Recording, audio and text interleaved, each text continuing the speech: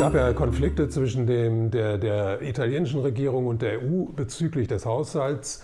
Und zwar wollte die italienische Regierung ja eine Grundsicherung einführen und die wollte die Renten erhöhen. Und da ist die EU wieder eingeschritten und hat gezeigt, das wahre Gesicht der EU. Und zwar das wahre Gesicht der EU ist die brutale Durchsetzung von Austeritätspolitik.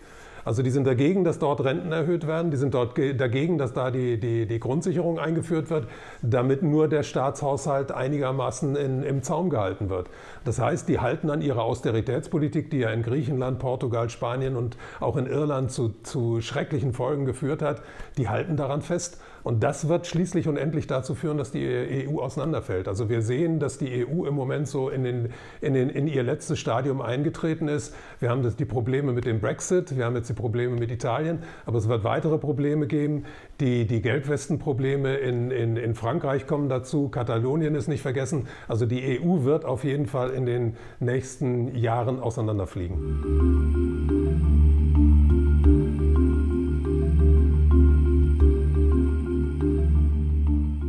Erstmal die Gelbwestenproteste sind ja ein Ausdruck der Unzufriedenheit des Volkes mit der Politik der Regierung Macron.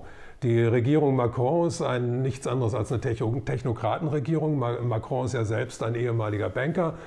Und diese Regierung versucht mit aller Brutalität die Interessen der Finanzindustrie durchzusetzen und hat da zu diesem Zweck eine extrem arbeitnehmerfeindliche Politik durchgesetzt. Und gegen die protestiert das Volk.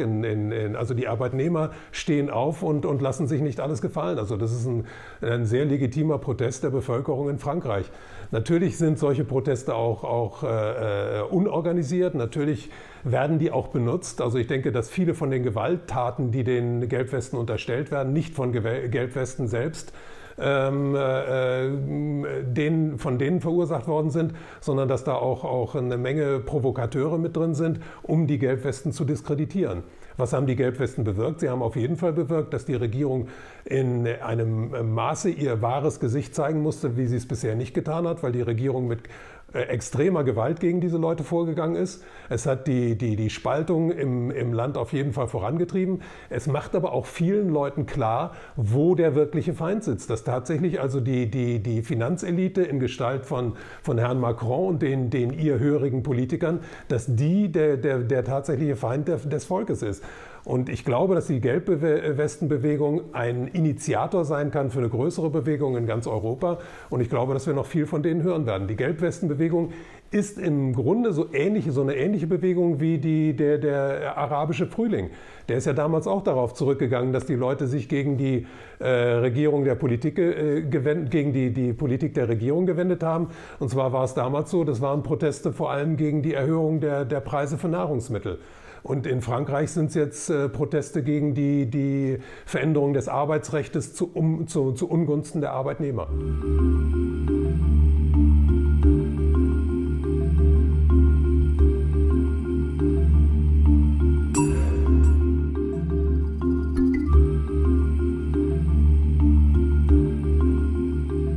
Dass es Deutschland eigentlich gut geht, halte ich für ein Ammenmärchen. Also in Deutschland haben wir den größten Niedriglohnsektor in ganz Europa. In Deutschland sind 2018 7,4 Millionen Menschen in 450-Euro-Jobs. Davon sind 1,2 Millionen Menschen darauf angewiesen, auch noch Hartz IV zu beziehen. Also eine Insel der Glückseligkeit haben wir hier nicht. Außerdem hat die Obdachlosigkeit in Deutschland stark zugenommen. Außerdem sieht man sehr viele alte Leute, die Flaschen sammeln müssen oder nachts in irgendwelchen Mülltonnen rumgraben. Das hat man alles früher nicht gesehen. Also so gut geht es Deutschland ganz bestimmt nicht. Und wenn man die Hintergründe mal sieht, also auch dem Finanzsystem in Deutschland geht es alles andere als gut. Die größte Bank in Deutschland, die Deutsche Bank, ist eigentlich tot. Die wird nur künstlich am Leben erhalten. Also es gibt hier jede Menge Probleme. Außerdem ist die deutsche Wirtschaft zu einem großen Teil vom Außenhandel abhängig. Und wenn es jetzt größere Schwierigkeiten im Welthandel gibt, dann wird Deutschland ganz besonders hart davon betroffen werden. Aber ich weigere mich also auch dem zuzustimmen, dass es in Deutschland irgendwie besser geht. Es gibt eine Schicht von ungefähr, was weiß ich, 10 bis 15% der Leute, denen es nicht nur gut, sondern vielleicht auch besser geht als früher. Aber die große Masse, deren Einkommen stagniert oder deren Reallöhne nehmen ab. Und die führen ein Leben, was nicht dem technischen Fortschritt entspricht und nicht so ist, wie es eigentlich sein könnte angesichts der Steigerung der Produktivität und der Steigerung des technischen Fortschritts.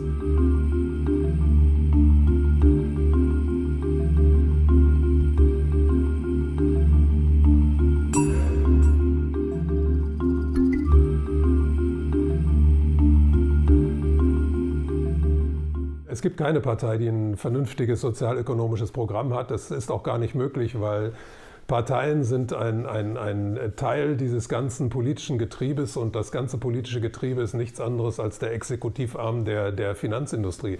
Also man darf von den Parteien nichts erwarten. Es ist egal, wie diese Parteien sich geben, ob sie ein schwarzes Röckchen anhaben oder ein rotes Röckchen anhaben. Sie sind alle Teil des gesamten Politspektakels, was die Leute eigentlich nur davon ablenken soll, wo die wirklichen Probleme liegen. Also die Parteien, die generieren immer irgendwelche Probleme, die dann auch in den Nachrichtensendungen immer hochgespielt werden. Die wirklichen Probleme, die spielen sich im Finanzsektor ab.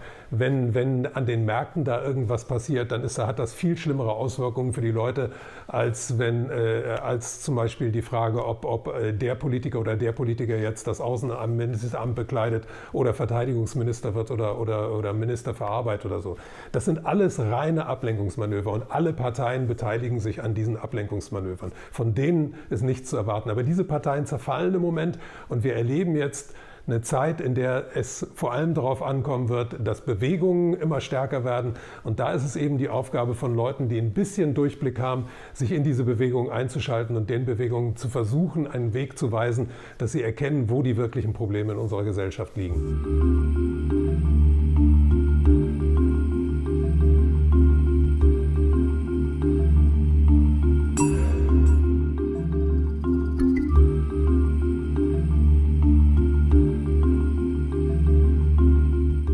Einige Leute meinen ja, die Deutsche Bank sei gar nicht so mächtig, weil ja zum Beispiel, es gibt ja Razzien gegen die Deutsche Bank und das würde eigentlich beweisen, dass ja gar nicht die Finanzelite wirklich der entscheidende Faktor ist, sondern dass es doch einen Rechtsstaat gibt, der sich darum kümmert, dass die Finanzelite auch in ihre Schranken gewiesen wird.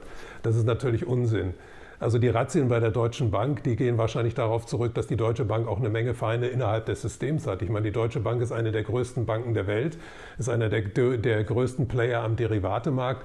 Und wenn man sich die Geschichte der Deutschen Bank ansieht, dann ist die Deutsche Bank ein absolut kriminelles Unternehmen. Also die Geschichte der Deutschen Bank hat angefangen 1870 mit der Gründung des Deutschen Reiches. Die haben im Kaiserreich Geld gemacht, die waren Anfang des 20. Jahrhunderts eine der größten Banken der Welt. Die haben den Übergang zur Weimarer Republik ohne Schaden überstanden. Die haben dann im Nazireich haben sie profitiert von der Arisierung, sind dann übergegangen in die Bundesrepublik. Also die haben jedes politische System überlebt und haben immer noch mehr Geld gemacht. Und ganz entscheidend ist, dass die Deutsche Bank in den letzten 30, 40 Jahren im Bereich der Derivate sehr stark aktiv geworden ist. Und interessant ist auch, wie das alles passiert ist, nämlich durch Herrn Herrhausen, der damals durch ein Attentat gestorben ist. Der hat nämlich den großen amerikanischen Banken damals Paroli geboten und die Deutsche Bank, also eigentlich die Grundlagen dafür gelegt, dass die Deutsche Bank einer der ganz großen Player in der Welt geworden ist. Und solche Leute haben natürlich auch Feinde in der ganzen Welt. Und natürlich ist es dann auch einfach mal irgendwo eine Polizeirazzia zu inszenieren gegen die. Das wird wahrscheinlich irgendwelche politischen Hintergründe haben. Da werden Leute ein Interesse haben, vielleicht auch sogar innerhalb der Bank, der jetzigen Führung der Bank zu schaden. Also da gibt es alle möglichen Grabenkämpfe und das ist auf jeden Fall kein Zeichen dafür, dass die Banken vom Rechtssystem irgendwie kontrolliert werden.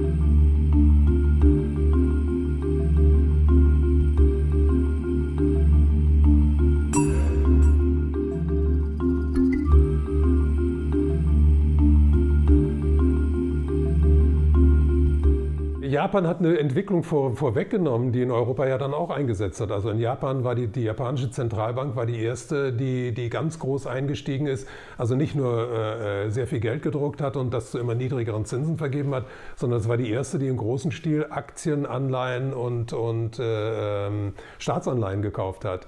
Und da sind ja viele andere nachgezogen. Also, aber die haben inzwischen noch nicht dieses Niveau der japanischen Staatsbank erreicht. Die japanische Zentralbank ist inzwischen der größte Halter von Aktien. Also es gibt keinen größeren Aktionär in Japan mehr als die Bank. Einige Banken in Europa haben ein ähnliches großes Problem, so zum Beispiel die Zentralbank oder sagen wir mal die Geschäftsbanken in Italien haben ja Staatsanleihen, italienische Staatsanleihen in riesigen Mengen gekauft. Das heißt, wenn der italienische Staat jetzt in Schwierigkeiten geht, dann kann es sein, dass das ganze italienische Bankensystem an diesen Staatsanleihen zerbricht. Aber Japan selber hat eigentlich nur eine Entwicklung vorweggenommen, und zwar die Entwicklung der absoluten und totalen Manipulation des Finanzsystems durch die Zentralbank. Und dem sind alle anderen Zentralbanken gefolgt.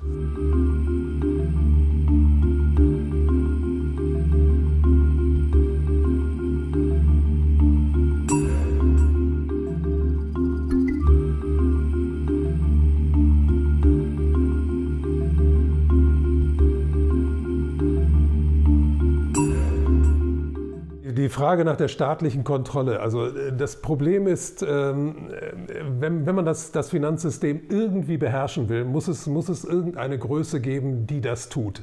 Und außer dem Staat sehe ich da im Moment nichts. Nur das Problem ist, dass der Staat, so wie er jetzt existiert, der Finanzelite dient. Also der Staat ist kein Staat im Dienste des Volkes. Und deswegen müsste man diesen Mechanismus umkehren. Es müsste einen Staat im Dienste des Volkes geben. Und dieser Staat müsste als erstes die Geldschöpfung kontrollieren, er müsste die Banken kontrollieren, und dann könnte er tatsächlich zugunsten der gesamten Bevölkerung funktionieren. Das grundlegende Problem, also es gibt ja die Leute, die sagen, der Staat müsste eigentlich abgeschafft werden. Aber es muss ja eine ordnende Hand geben. Solange es Geld gibt, gibt es nämlich die Möglichkeit, dass dieses Geld ungerecht verteilt wird. Und da muss es eine ordnende Hand geben, die sagt, pass mal auf, an einer bestimmten Stelle ist einfach genug. Also dass einzelne Menschen inzwischen so viel verdienen oder so viel Geld haben wie ganze Staaten, das kann nicht sein. Also unser Staat jetzt zum Beispiel schützt das Privateigentum bis zu dem Punkt, wo Leute 150, 200 Milliarden auf ihrem Konto haben dürfen, während andere Leute hungern. Und da müsste ein Staat eingreifen und sagen, das geht einfach nicht. Also es geht nicht an, dass in den USA meinetwegen 3 Männer so viel besitzen wie die Hälfte der Bevölkerung oder weltweit 8 Leute so viel besitzen wie die Hälfte der Weltbevölkerung. Das geht nicht an. Und ich sehe da keine andere Instanz, die irgendwie ordnend eingreifen könnte als den Staat. Ich denke, eine staatliche Struktur ist notwendig, aber dieser Staat muss auf jeden Fall in den Dienst der gesamten Bevölkerung, also der Mehrheit der Bevölkerung, gestellt werden und darf nicht wie bisher nur der Finanzelite dienen.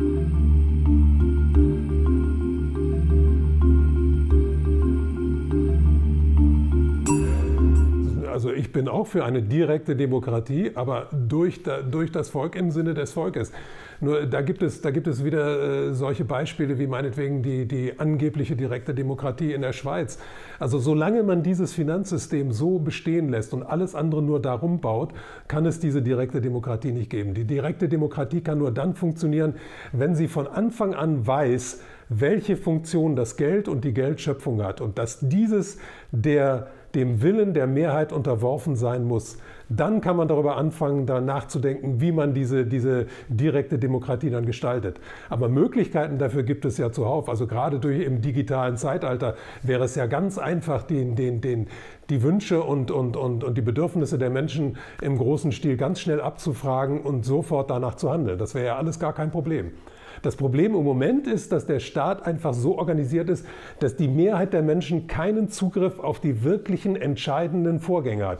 Und der zentrale entscheidende Vorgang im Staat ist die Schöpfung des Geldes und die Herausgabe des Geldes.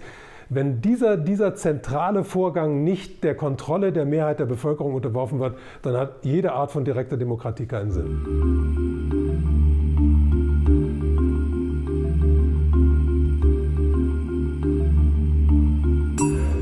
Man muss den Leuten auf jeden Fall klar machen, welche Rolle Geld spielt, welche Rolle Geldschöpfung spielt, welche Rolle das Finanzsystem überhaupt spielt im Moment. Also es ist nicht möglich, dieses Finanzsystem über Nacht abzuschaffen. Also diese anarchistischen Vorstellungen davon, dass man eine Welt ohne Geld erzeugen könnte, das ist einfach in meinen Augen eine Utopie, die sich nicht verwirklichen lässt. Man muss da ein bisschen realistischer rangehen. Man muss sagen, man muss das Geld in seine Schranken weisen. Und um das Geld in seine Schranken weisen zu können, muss man das Geldsystem verstehen. Und das Geldsystem zu verstehen bedeutet vor allem und zuallererst den Prozess der Geldschöpfung zu verstehen. Die Geldschöpfung funktioniert heute auf 3 verschiedene Arten und Weisen. Einmal funktioniert die Geldschöpfung über die Zentralbanken, die das Bargeld herausgeben. Dann funktioniert die Geldschöpfung über die Geschäftsbanken, die Geld über Kreditvergabe erzeugen. Also wenn eine Bank einen Kredit vergibt, dann erzeugt sie Geld, was vorher nicht da gewesen ist und kann sich auf diese Weise also an diesem Geld bereichern. Und der dritte Vorgang ist da wird der Staat dann eingeschaltet, zum Beispiel wenn Staatsanleihen verkauft werden, dann verkauft der Staat diese Staatsanleihen an Geschäftsbanken und die Geschäftsbanken verkaufen sie weiter gegen eine Provision an die Zentralbank, die dafür das Geld aus dem Nichts erzeugt. Diese 3 Prozesse sind dem Zugriff der normalen Bevölkerung entzogen. Und über diese 3 Prozesse muss die Bevölkerung aber Bescheid wissen, weil hier wird Geld erzeugt und hier wird auch Profit erzeugt. Und aller Profit, der hier erzeugt würde, müsste dem Volke zugutekommen. Das heißt, man müsste die Banken vom Staat aus dazu verpflichten, alle ihre Gewinne abzugeben, ab einem meinetwegen bestimmten Prozentsatz und diese Gewinne dann in das soziale System einzuführen. Damit wären die Probleme gelöst.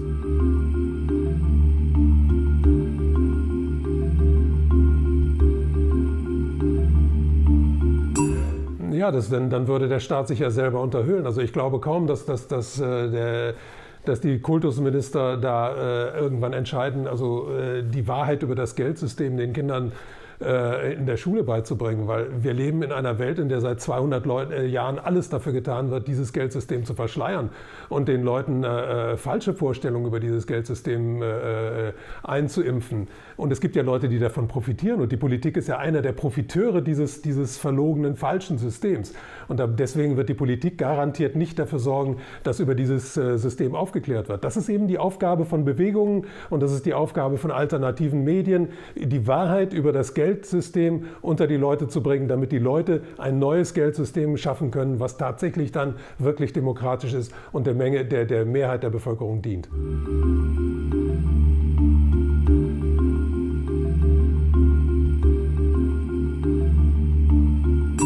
Die Politik profitiert alleine schon dadurch, dass sie am finanziellen Tropf der Zentralbanken hängt.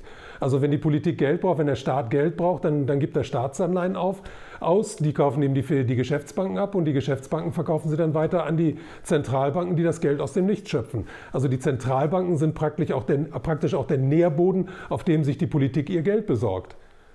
Das ist dieser Mechanismus zwischen Zentralbanken, Geschäftsbanken und Politik. Das ist eine Art Bermuda-Dreieck, in dem wird Geld geschaffen, in dem wird Geld hin und her geschaufelt. Und die Leute, die Politiker wählen, haben auf diesen Prozess keinen Einfluss. Die Leute, die haben dann Einfluss darauf, meinetwegen, ob irgendwo in einem Dorf X oder so ein Turnhallengedach gebaut wird oder nicht. Aber die haben keinen Einfluss auf diesen Prozess der Geldschöpfung und auf die Art und Weise, wie sich einige Leute an diesem Prozess bereichern oder auch nicht.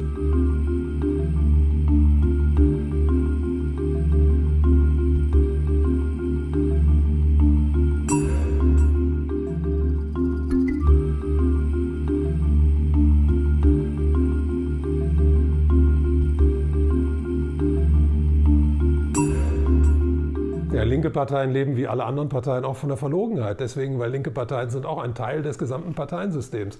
Und dieses Parteiensystem ist ein Teil des gesamten Systems und das gesamte System ist nichts anderes als die Diktatur der Finanzindustrie, die als parlamentarische Demokratie den Leuten verkauft wird.